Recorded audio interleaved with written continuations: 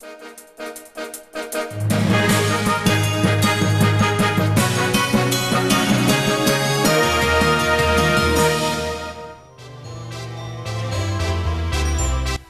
first stop today will be to the U.S. Coast Guard facility located in Gloucester, Massachusetts.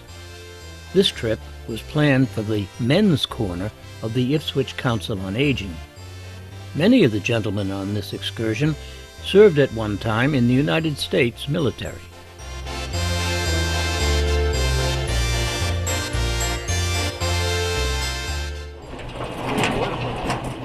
The United States Coast Guard Station, Gloucester, is located on historic Cape Ann, Massachusetts. The station was completed and put into operation in 1901.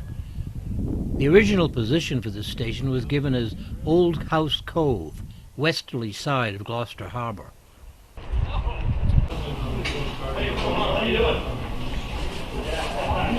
So any more questions before we start walking around? Yeah, what happened to the Italian gold?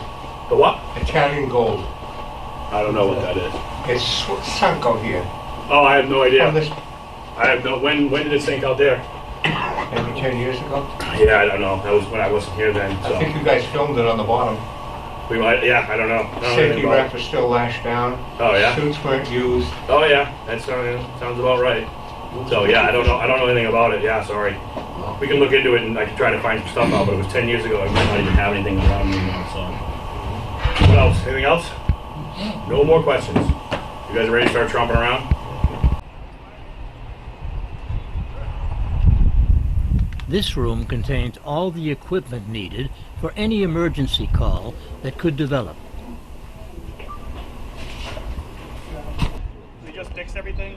So the finger piers are in the back. We basically bring the big rail out there. The major role that this facility plays is for search and rescue. Fix the props, fix anything we got to do. It's a good, bad thing. We have a new, nice stuff like this. We have a new deck finally. The deck that was here when I showed back up was the same deck that I built back in 2005 when I was here. So it wasn't really doing too much. So we had a bunch of guys come up and redo that. This weekend we had our big event. So we had a big, huge open house here. We had like helicopter demonstration, K9s from Essex County, Middleton, the Mass State Police EOD K9s and all that kind of stuff. So it was a pretty good time.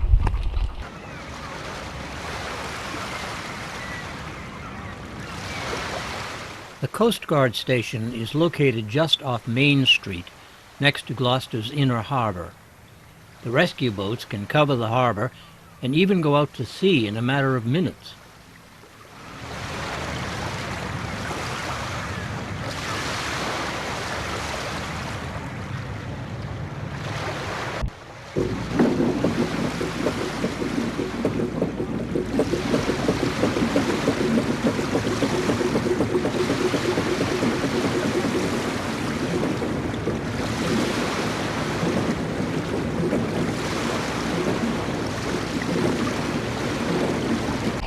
The station was discontinued in 1934 as a result of budget reductions, but was back on the list of active stations in 1935. The station remains in operation today, now located on Harbor Loop in downtown Gloucester, and serving the maritime community in the nation's oldest seaport.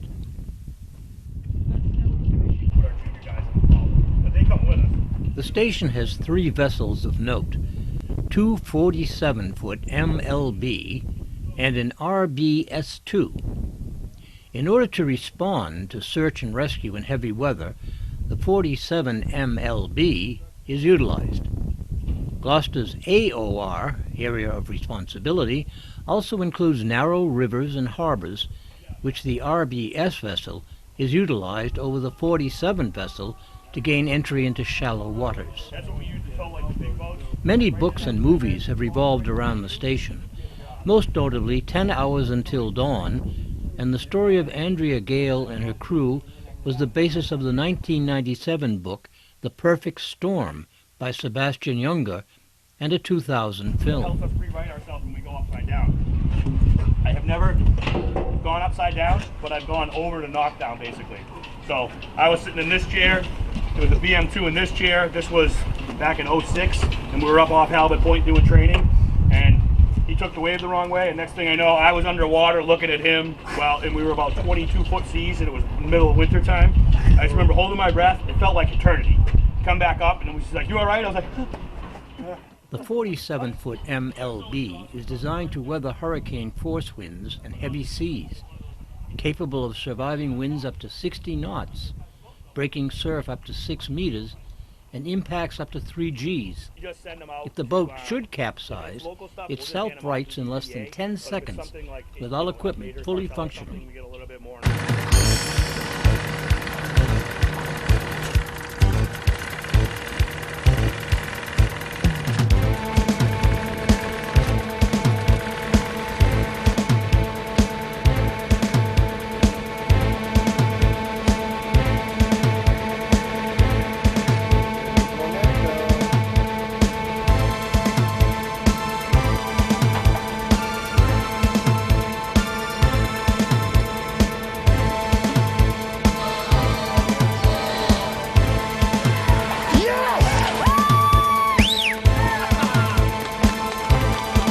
Security and everyone else gets involved, and then British intelligence, every other intelligence agency, and we go from there, kind of. Do you have budgets under that? It's simple possession stuff, which is basically like marijuana, a little bit of cocaine, and you know, things like that. But nothing. We don't have.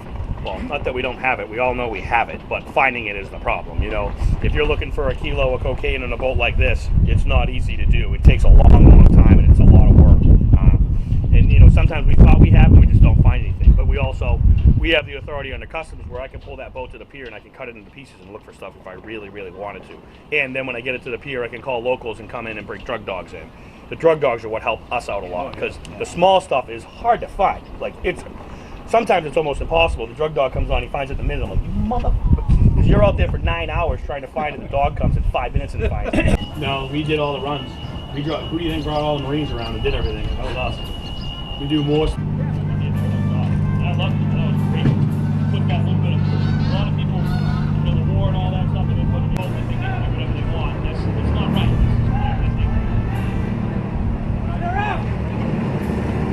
Oh, it's running. Well, I was in the process of editing this video. The Boston Globe reported that this boat was involved in the rescue of a 13-year-old boy in Gloucester Harbor.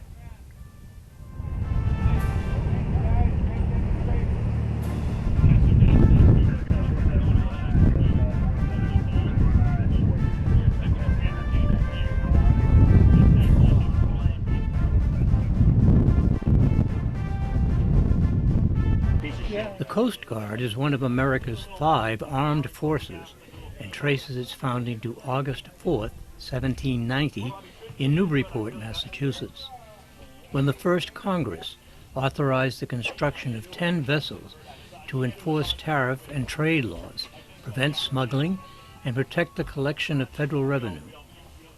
Responsibilities added over the years included humanitarian duties such as aiding mariners in distress. The Coast Guard is not under the Pentagon, but rather under the Department of Homeland Security.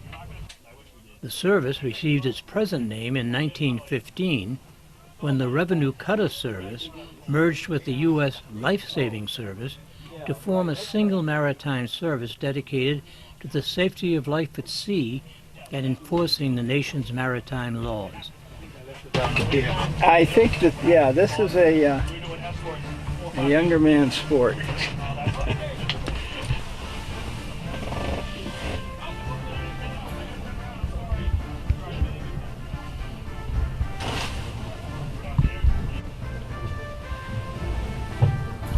The Coast Guard is a multi-mission maritime military service and the smallest of the five armed services. Its mission is to protect the public, the environment, and U.S. economic interests in the nation's waterways, along the coast, on international waters, or in any marine region as required to support national security. By law, are one-boat stations, so we only have to have one crew and one boat ready to go. Summertime's helpful to us because a lot of the harbor masters are around. They do a lot of stuff. They do like the simple tows and all that. The bigger stuff offshore is obviously where we step in. Is there still a Coast Guard auxiliary? Oh yeah, they were here all weekend. I had 26 of those guys helping out. They have a meeting here every Once the first Monday of every month, they have a meeting here. And actually, our gentleman who's on watch right now, Mr. McBride, is a retired general, I think, something from the Army. He's standing watch for us right now. He comes in every Tuesday, stands like 4 or 5 hours of watch. What does that mean, he stands watch? So he's like the first call. So he's just basically he's the dispatcher. So he, Okay, dispatcher. Yeah, he answers the phones, makes the calls, makes pipes, hits the alarm, all that stuff. Okay. How big a vessel can you tow with this? It really doesn't matter about the size of it. It matters on the weight. So we can go up to 150 tons, but if we go over that, we have to get a weight go up to almost 300 tons. So it doesn't matter the length. It just matters on how much they have. Because some of these smaller fishing boats, they'll have like a couple 100,000 pounds of fish on them. So they could only be 50 feet long, but they could weigh almost 120 tons. So we got to take all that into consideration.